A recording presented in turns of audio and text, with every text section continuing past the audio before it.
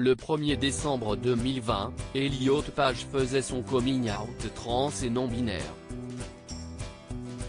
Dans un extrait de son entretien accordé à Oprah Winfrey, l'acteur de 34 ans a expliqué pourquoi il était crucial et important pour lui de partager son histoire.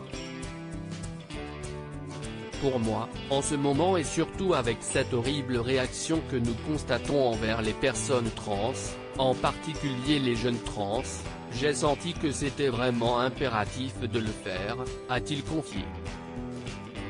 Face à l'animatrice, il a ajouté « Je suis devenu gay juste avant mon 27e anniversaire et jusque-là, je n'avais pratiquement jamais touché quelqu'un dont j'étais amoureux. Je pense que toute sensation de ressentir cela à nouveau, je ne pouvais tout simplement pas le faire. » Quelques jours avant la diffusion de son entretien avec Oprah Winfrey, CIST dans un entretien accordé à Vanity Fair où Elliot Page s'est livré sur son identité.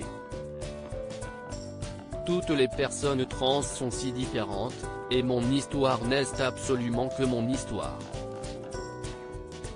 Mais oui, quand je n'étais encore qu'un enfant, absolument, à 100%, j'étais un garçon. Je savais que j'étais un garçon alors que je n'étais encore qu'un bambin. J'écrivais de fausses lettres d'amour et je les signais Jason. Je ne pouvais tout simplement pas comprendre quand on me disait « Non, tu n'es pas un garçon. Non, tu ne pourras pas être ça quand tu seras plus vieux », a-t-il confié avant d'ajouter « Tu le sens au fond de toi.